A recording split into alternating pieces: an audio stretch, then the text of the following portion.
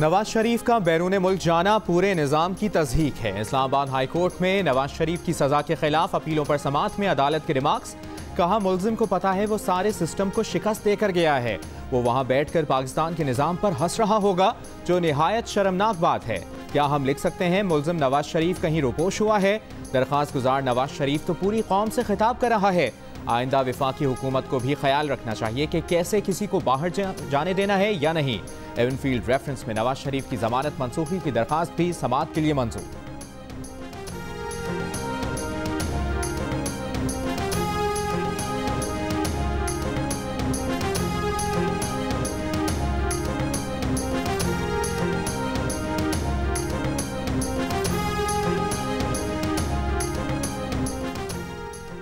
Islamabad high court में नवाज शरीफ के warrant की अदम तामील की रिपोर्ट जमा करा दी गई। रिपोर्ट में बताया गया है कि पाकिस्तानी हाई कमीशन का नुमाइंदा दोबारा वारंट्स की तामील के लिए गया। एवनफील्ड अपार्टमेंट्स में मौजूद शख्स ने वारंट लेने से इनकार कर दिया। अदालत ने रिमार्क्स दिए, अदालत, हुकूमत, दफ्तर खारजा और हाई कमीशन मिलकर एक वारंट की तामील करा रहे हैं। कल नवाज शरीफ वापस आकर ये नहीं कह सकते कि मुझे वारंट गिरफ्तारी का इल्म नहीं। आइंदा समाअत पर पाकिस्तानी हाई कमीशन के काउंसलर अताशी राव अब्दुल हन्नान का बयान रिकॉर्ड करने का हुक्म। पंजाब की वज़ीर सेहत यास्मीन राशिद का कहना है कि नवाज शरीफ ने वादा खिलाफी की, लंदन जाकर इलाज नहीं करवाया। कहते रहे उनकी साहबजादी आएंगी तो वो इलाज करवाएंगे। नवाज शरीफ साहब को इंसानी हमदर्दी के तहत बैरून मुल्क जाने की इजाज़त दी। पाकिस्तान में इलाज के बाद नवाज शरीफ की तबीयत बेहतर हुई, वरना उनके लिए बैरून मुल्क जाना मुमकिन नहीं होता।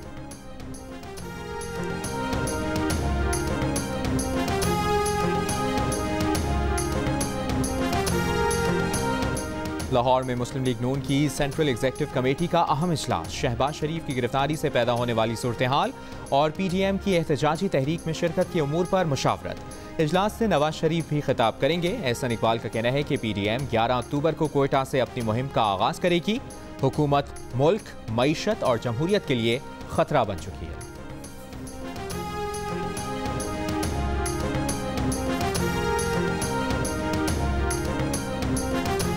वज़ीर इत्तलात पंजाब फयाजुल हसन चौहान का कहना है कि ये पाकिस्तान डेमोक्रेटिक मूवमेंट नहीं, पाकिस्तान डेमोलिशन मूवमेंट है। नीम लीग में मरियम नवाज के साथ परवेज रशीद और महमूद अशरफजई हैं। नीम लीग जितना खेलेगी उतना अपनी पार्टी का बेड़ा गर्क करेगी।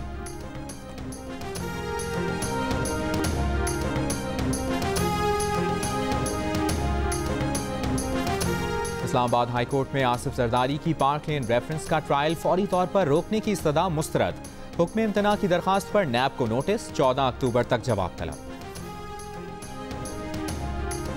फिरदौस शमीम नकवी को वज़ीर आज़म पर तनकीद महंगी पड़ गई। तहरीक इंसाफ की क़यादत ने सिंध असेंबली में कायदे हिज़्ब इख्तिलाफ के ओहदे से इस्तीफ़ा ले लिया।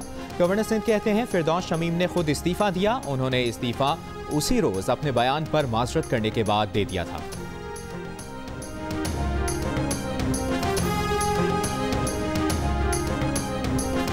सदर डॉक्टर आरिफ अलवी से ऐवान सदर में अफगान मुफाहमती काउंसिल के चेयरमैन डॉक्टर अब्दुल्ला अब्दुल्ला की मुलाकात। अफगान अमन अमल, पाक अफगान दो तरफा ताल्लुकात और बाहमी दिलचस्पी के उमूर पर तबादला ख्याल। अब्दुल्ला अब्दुल्ला ने पाकिस्तान की मेहमान नवाजी और अफगान अमन अमल में किरदार पर शुक्रिया अदा किया।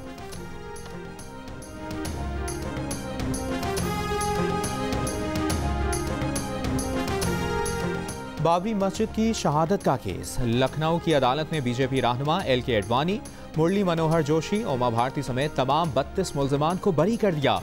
अदालती फैसले के मुताबिक वाक़े से पहले किसी मनसूबाबंदी का सबूत नहीं मिला। सदर all India Muslim Ittehadul Muslimeen Asaduddin Owaisi ने फैसला मुस्तरद कर दिया। कहा, आज भारतीय अदलिया की तारीख के लिए स्याह दिन है। बाबरी मस्जिद की शहादत में मुलविस अफराद को सियासी तौर पर नवाजा गया।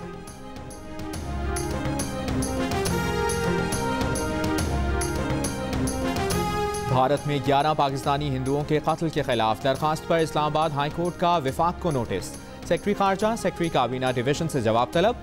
सदर high court bar Chaudhary Haseeb ने बताया कि हिंदू फैमिली भारत गई, रॉ ने जासूसी करने से इनकार पर RSS के जरिए उन्हें कत्ल करा दिया। पाकिस्तान हिंदू काउंसिल के सरबराह आला डॉक्टर रमेश कुमार का कहना है कि भारत को 11 पाकिस्तानियों के खून का जवाब देना होगा।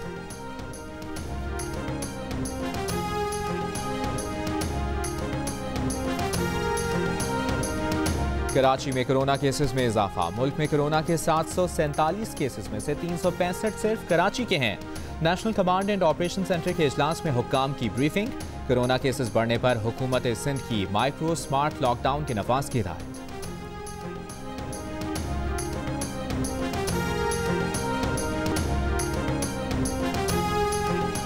पाकिस्तान पेट्रोलियम के अफसरान ने गैर मुल्की के साथ मिलकर कौमी खजाने को 20 अरब से जायद का चूना लगा दिया। नैब का गैर मुल्की और PPL के 5 अफसरान के खिलाफ रेफरेंस। मफरूर मुल्जिम गैर मुल्की बाशिंदे के वारंट गिरफ्तारी जारी। रेफरेंस में नामजद जमानत पर रिहा 5 मुल्जिमान को नोटिस जारी। NAB reference chairman Pakistan Petroleum Limited की शिकायत पर दायर किया गया है।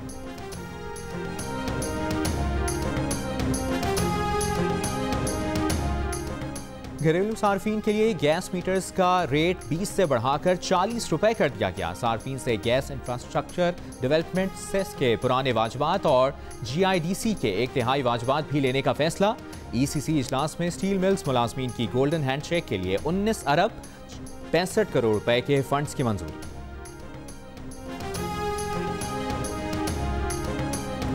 पावर डिवीजन ने 5 बरामदी सनतों के लिए खुसूसी रिलीफ पैकेज का नोटिफिकेशन जारी कर दिया। जुलाई और अगस्त के लिए 5 बरामदी सनतों को फी यूनिट बिजली 7.5 सेंट में दी जाएगी।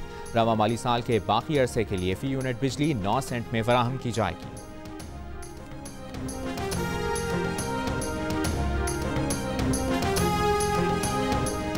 वफाकी हुकूमत का पेट्रोल की कीमत अगले 15 रोज बरकरार रखने का फैसला। हाई स्पीड डीजल की कीमत में 2 रुपए 40 पैसे कमी का फैसला। कीमतों में रद्द-बदल का इतलाक अगले 15 दिन। सुप्रीम कोर्ट में जियो और जंग ग्रुप के editor in chief Mir Shakeel Rahman की दरखास्त जमानत की समाअत। जस्टिस उमर अता बंदियाल ने ज़ाती वजूहात पर दरखास्त जमानत की समाअत से माजरत कर ली। ख्वाजा हारिस की मीर शकील रहमान की दरखास्त जमानत जल्द समाअत के लिए मुकर्रर करने की इस्तदा। जस्टिस उमर अता बंदियाल की दरखास्त जमानत आइंदा हफ्ते दूसरे बेंच के सामने मुकर्रर करने की सिफारिश। मीर शकील रहमान निजी जायदाद के 34 साल पुराने मामले में बगैर किसी मुकदमे के 201 रोज से कैद हैं।